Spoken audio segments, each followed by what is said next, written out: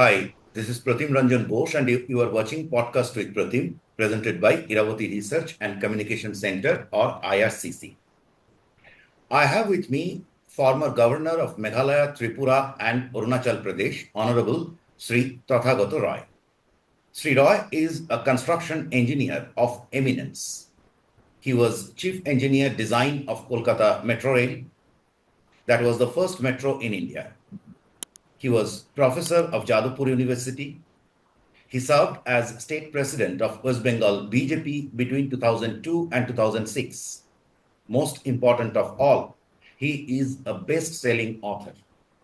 His book on the exodus of Bengali Hindus from East Pakistan and Bangladesh is among the most regarded research work on the subject.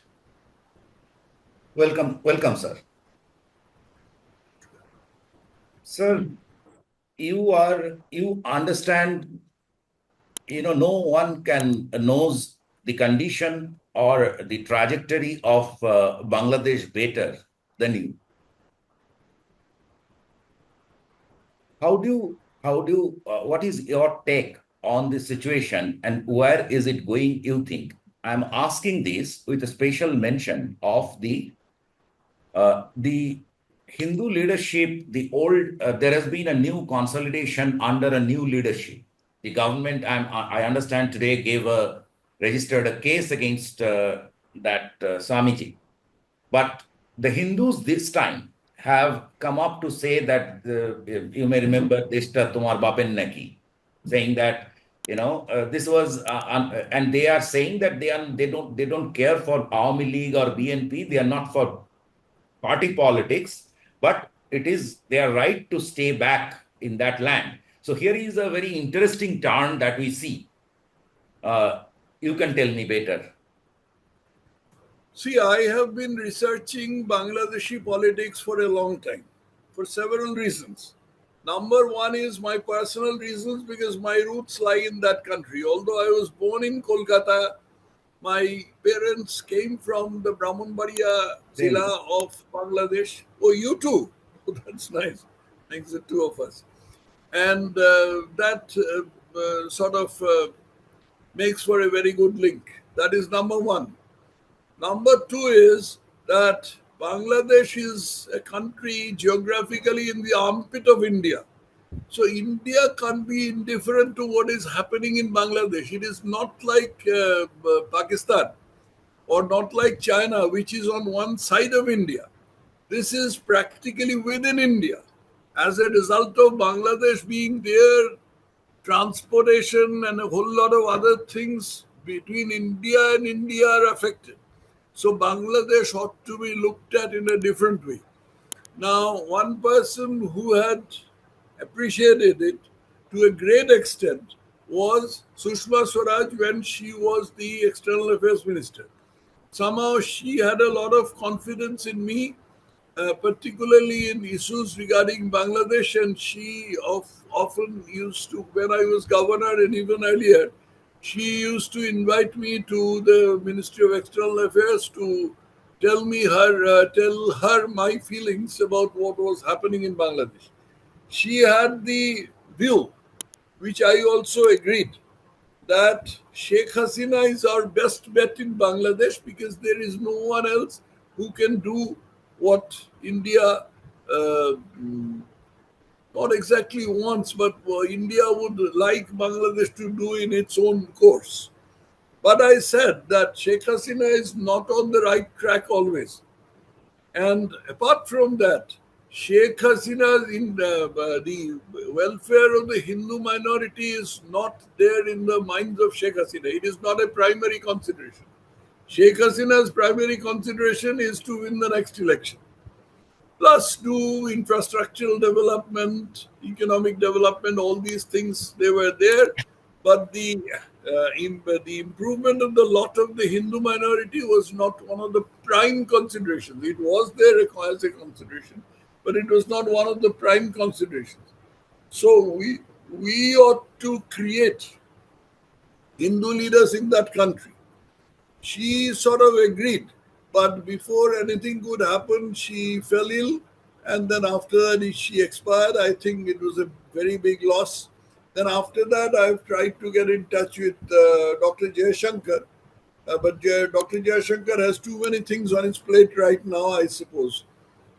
So right now, that is my understanding that the for so far as so far as I am personally concerned, I am principally concerned with the welfare and the safe keeping of the Hindu minority in Bangladesh. They are not a small minority; they are more than 1 crore, 1.3 crore. Yeah. uh, constituting about 8% of the population. Not just that, but they have a large representation in the civil services. So, with all these things, it is necessary that the Hindus ought to be looked after.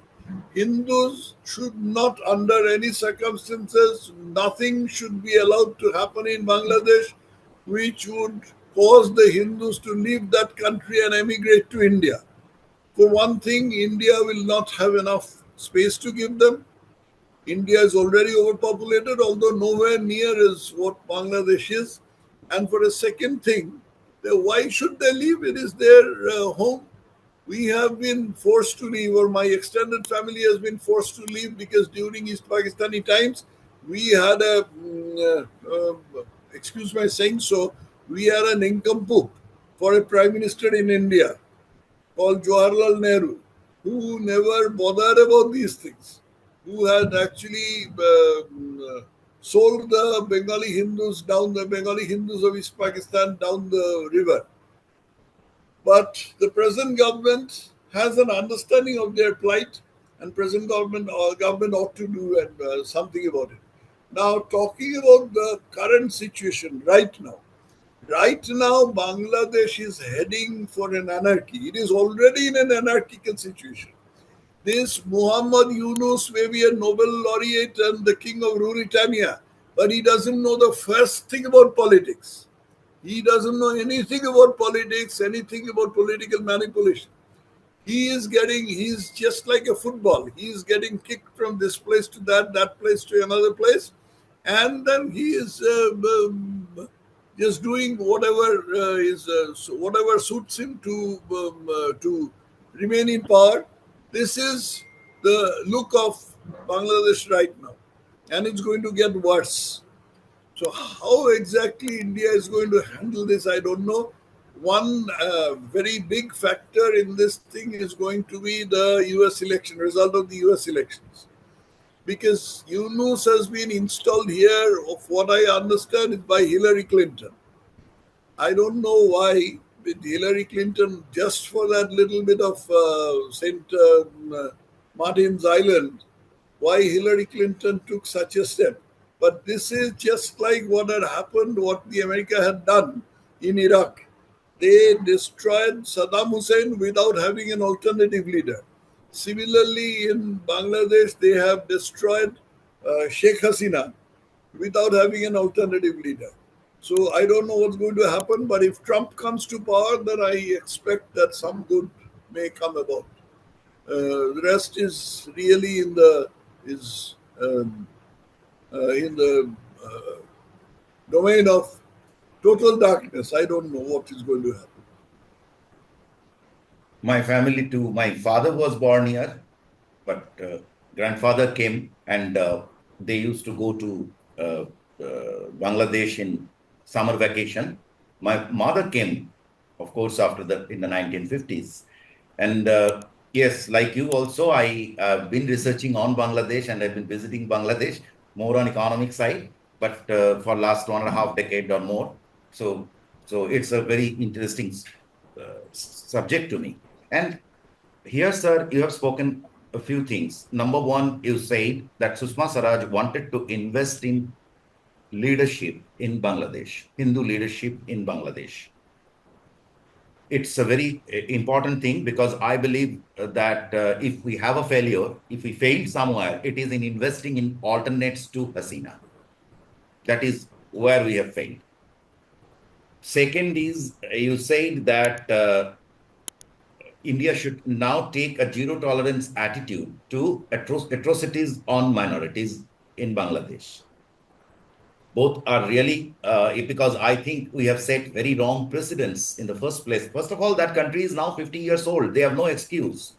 It's not after creation of Pakistan, partition, all those excuses are gone. They have to protect their people. They just cannot dump them. And I have just a quick question to you. After the CAA, which has now been notified, do we have a moral ground? I know there are a lot of legal complications with the refugee thing, etc. But do we now have a moral ground to distinguish between a refugee and a illegal immigrant? Of course, we have. The CAA very clearly makes a distinction and says that it's only a Hindu, a Christian, a Buddhist, a Zoroastrian, or a Jew who can become a citizen under the CAA. A Muslim cannot. A Muslim can become a citizen some other way. Nobody has stopped them. But under the Irregular CAA, way, they cannot. is Yeah, it? CAA, they cannot. So that being the position, there is no difficulty. CA, in fact, CA should have been notified a long time back, possibly because of this Rajya Sabha majority and all these questions. It was not done. But eventually it will be, because the government did not go take that act through the process of passing in two houses just for a joke. So they did it for a good reason, and they will. I am confident that they will see it to the end. Now, with that, it is essential that the government looks after the Hindu minority in Bangladesh. Now, here there is a very important question. You see, there is no feeling, there is no consciousness of the plight of the Bengali Hindus in Bangladesh among the Bengali Hindus of West Bengal. Yes. Bengali Hindus of West Bengal are about 65% of the population of the state, and they are the closest cousins of the Bangladeshi Hindus. So they ought to be more concerned about Bangladeshi Hindus than anyone else. You take the parallel case of Indian Tamils and Sri Lanka Tamils. Indian Tamils are concerned about Sri Lanka Tamils much more than West Bengal Bengalis. West Bengal Hindus are concerned about the Bangladeshi Hindus, but West Bengal Hindus are not, because of that the suffusion of Marxist and Gandhian logic. What damage these two branches of philosophy have done to my own people, that is Hindus and Bengali Hindus, I simply cannot begin to describe. But it is their damage has been done. The damage ought to be undone now. Steps ought to be taken to undo this damage. And in order to do that, steps ought to be taken. Now, what is happening is that when Bangladeshi Hindus are being tortured, persecuted in their own country, people who are sitting in Delhi, there are people from all parts of the country. There are UPites, there are Punjabis, Haryanvis, Rajasthanis, Marathis, Keralites, Tamils. They all have an idea. They all the idea strikes them that why aren't the first cousins being worried about this? Why aren't the first cousins talking about it? If the first cousins are unconcerned about it, then why should we be concerned? This is a very serious thing. Only yesterday I had a couple of visitors from Bangladesh, and they were describing me the situation, which as I mentioned is anarchic. And I said they were asking me what is the solution. I said the solution lies only in the this consciousness being created among the Hindus of West Bengal. If this is not done, then the Bangladeshi Hindus have no future. Eventually, all of them have to come in. Even when East Pakistan, Bangladesh transitioned from East Pakistan to Bangladesh, at that time, even the Hindu population in Bangladesh was around 20%. It has now come down to 8%. One reason for that, of course, is the procreative genius of the Bengali Muslim.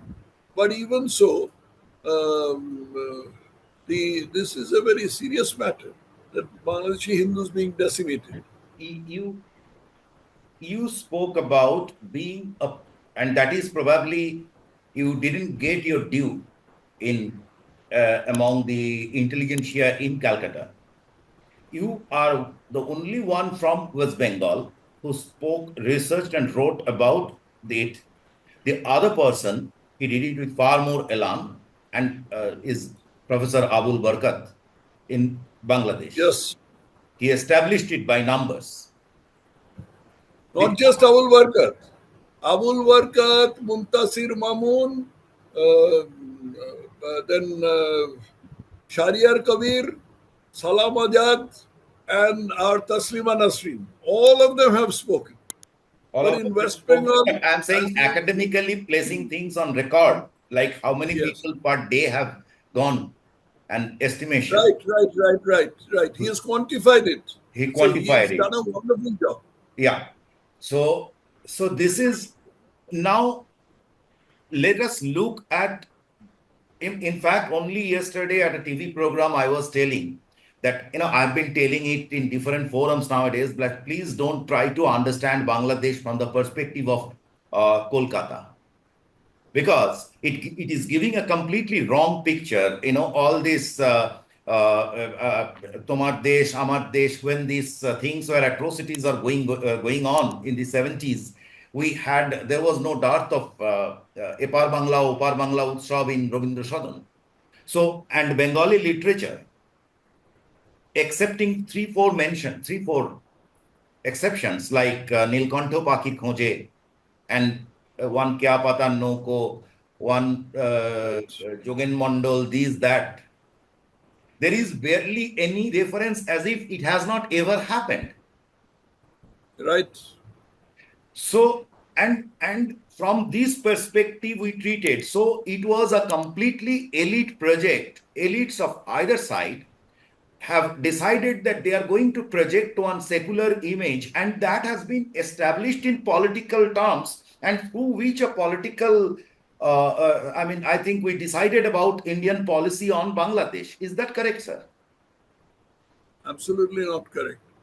You must understand that Bengali Muslims and Bengali Hindus may share the same language, but they are different from one another or each other as chalk is from cheese.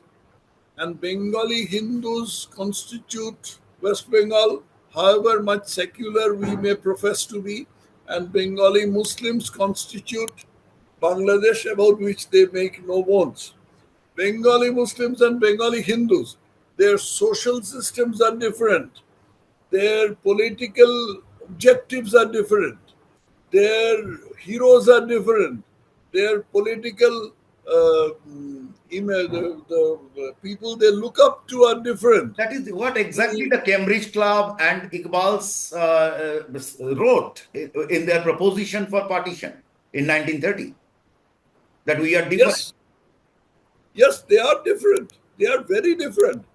Even the language is different. The only thing is that the Indian Punjabis have not forgotten what was done to them, at least the Punjabi Hindus and the bulk of the Sikhs. They have not forgotten what was done to them in Rawalpindi and Lahore and Raiwind and Sargoda, all these places. Whereas we have forgotten, we have swallowed all of it.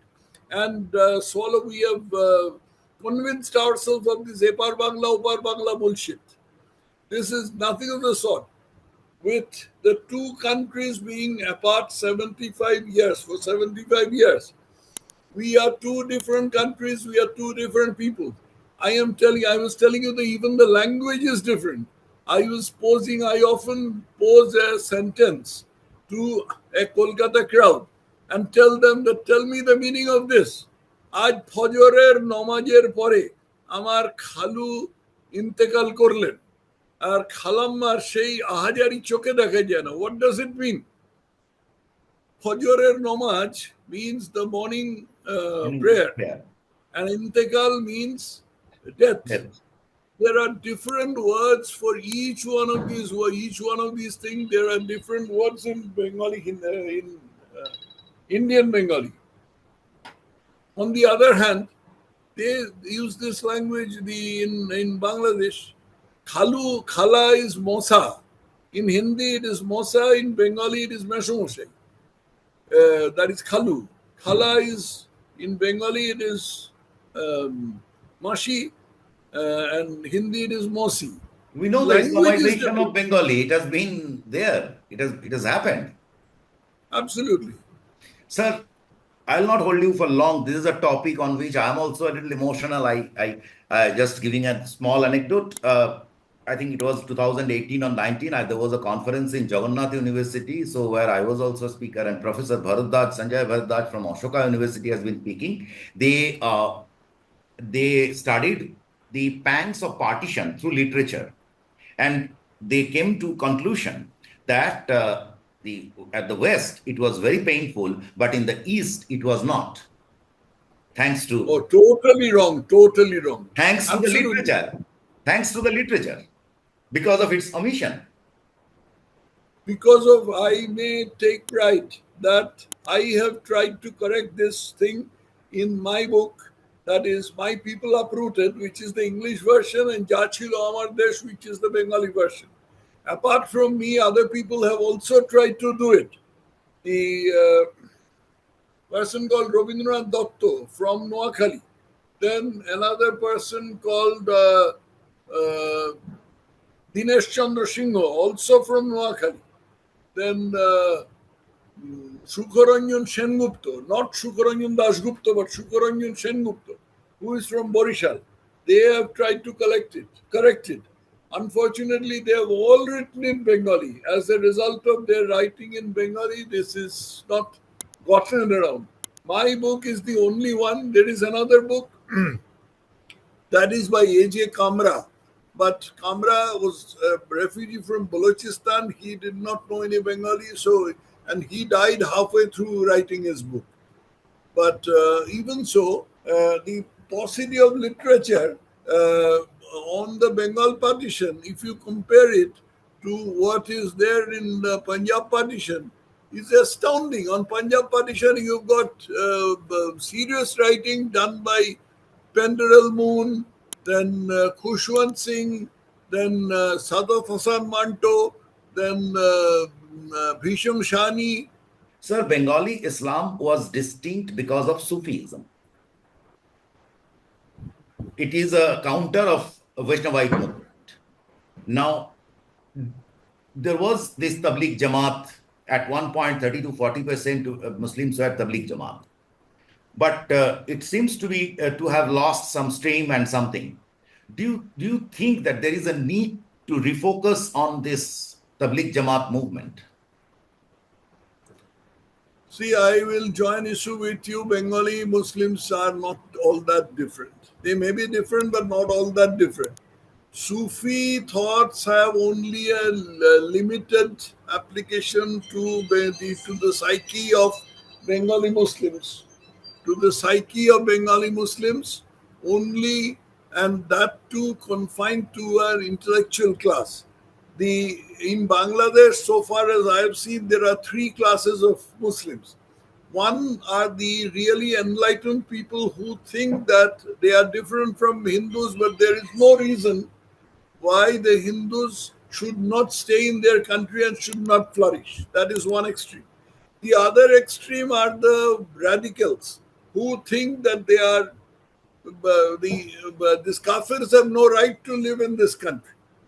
And in between, there is a very large class who are not bothered about these things under ordinary circumstances. But there comes a time when it comes to a time of plundering Hindus, driving them out, and even raping their women, then they will simply join the crowd, they'll simply join the mainstream. This is what has happened. Ever since the pogrom of 1950, wrongly called a riot, a pogrom, solid pogrom, just like pogroms used to happen in Russia and Poland against the Jews. This pogrom against the Hindus in 1950, thereafter in 1962, 64, 71. These pogroms, the entire Muslim population joined, barring a few like Abul Barkat and Muntasir Mamun, who didn't join, or those who did not join, they simply No, I sat back asked you and. with a specific thing in mind because you must have seen the destruction. They were destroying the Majars as well. It is not Yes, only Hindu minorities. no, that is only one section of it. But destruction of Majar and destruction of temple are two different things altogether.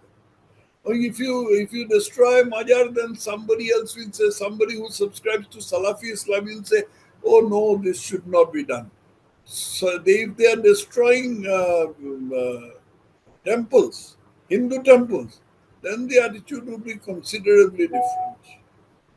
Thank you so much, sir, for giving time. Thank you, thank you, thank you, thank you.